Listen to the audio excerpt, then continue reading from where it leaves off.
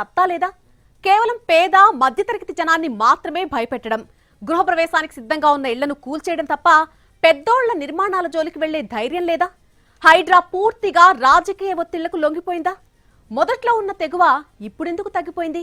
అసలు హైడ్రా టార్గెట్ ఏంటి? ఇప్పుడు చేస్తుందేంటి?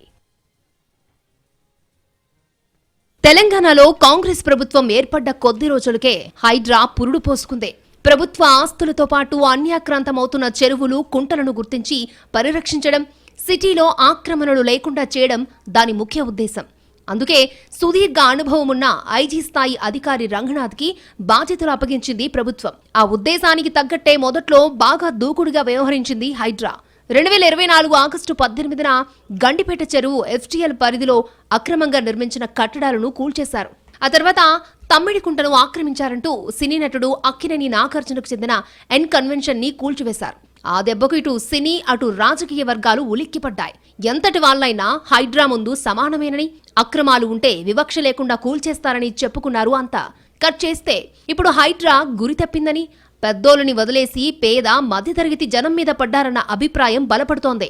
పేద వలసదారుల నిర్మాణాలను కూల్చడంతో ఆయా వర్గాల్లో వ్యతిరేకత మొదలైందంటున్నారు. కూకట్పల్లి నల్ల చెరువు సమీపంలో నివసిస్తున్న బుచ్చమ్మ తమ ఇల్లును కూడా కూల్చేస్తారన్న భయంతో గత సెప్టెంబర్ 27న ఉరేసుకుని ఆత్మహత్య చేసుకుంది. అదే నల్ల చెరువుకు సంబంధించిన కూల్చివేతల్లో తమ తల్లిదండ్రులను పోలీసులు అరెస్టు చేశారంటూ ఓ చిన్నారి ఆవేదన వ్యక్తం చేసిన వీడియో వైరల్ అయింది. ఈ రెండు సంఘటనల తర్వాత హైడ్రాపై వ్యతిరేకతతో పాటు సాధారణ ప్రజల్లో భయాందోళనలు మొదలయ్యాయి. అదే సమయంలో హైడ్రా పనితీరుపై ప్రశ్నలు కూడా మొదలయ్యాయి. ఎంతటి వాళ్లనైనా వదిలిపెట్టబోమని చెప్పిన హైడ్రా కమిషనర్ ముందు పెద్దోళ్ల సంగతి తేల్చకుండా పేదోళ్ల గూడు చెదరకొట్టడమేంటన్న విమర్శలు వెల్లువెత్తుతున్నాయి. పాత బస్తీలో ఉన్న స్థల్కం చెరువును సగానికి పైగా ఆక్రమించి కాలేజీ కట్టిన రాజకీయ పెద్దల జోలికి ఎందుకు వెళ్లలేదని ప్రశ్నిస్తున్నారు చాలామంది. అలాగే మరొక ముఖ్యమైన పార్టీకి చెందిన నాయకుడి యూనివర్సిటీని కూడా చెరువు భూమిని ఆక్రమించి నిర్మించారని, ఈ విషయాన్ని స్వయంగా హైడ్రానే గుర్తించి కూడా నిర్మాణాలు కూల్చివేయకపోవడాన్ని ఎలా చూడాలన్నది ప్రజా సంఘాల ప్రశ్న. అంటే హైడ్రాకు పేదోళ్లు అలుసుగా దొరుకుతారు తప్ప పెద్దోళ్లు జోలికి పోరా అన్న ప్రశ్నలు వెల్లువెత్తుతున్నాయి. ఆ రెండు కాలేజీలకు సంబంధించి అకాడమిక్ ఇయర్ కొనసాగుతోందని అప్పట్లో హైడ్రా కమిషనర్ సాకు చెప్పారని, ఒక అకాడమిక్ ఇయర్ పూర్తయి మరొకటి మొదలైనా ఎందుకు చర్యలు తీసుకోలేదని ప్రశ్నిస్తున్నారు. దీంతో హైడ్రా రాజకీయ ఒత్తిళ్లకు తలొగ్గుతోందన్న ఆరోపణలు పెరుగుతున్నాయి.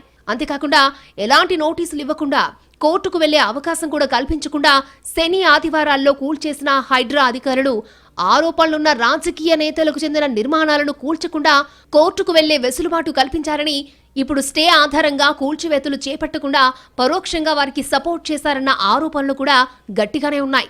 రాజకీయ నేతలతో పాటు కొన్ని కార్పొరేట్ సంస్థలు కూడా ఎఫ్టీఎల్ పరిధిలో నిర్మాణాలను చేపట్టినట్టు గుర్తించి కూడా చర్యలు తీసుకోకపోవడం ఏంటన్నది ప్రశ్న. అలాంటి వాటి మీద హైడ్రా ఉన్నతాధికారులు కనీసం మీడియా ముఖంగా స్పందించకపోవడంపై అనుమానాలు వ్యక్తమవుతున్నాయట.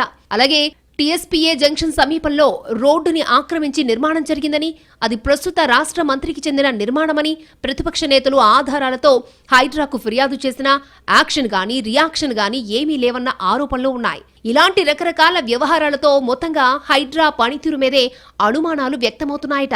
వీళ్లకి పేదోళ్లు తప్ప పెద్దోళ్ల జోలికి వెళ్లే ధైర్యం లేదా అన్న చర్చ జరుగుతోంది వివిధ వర్గాల్లో.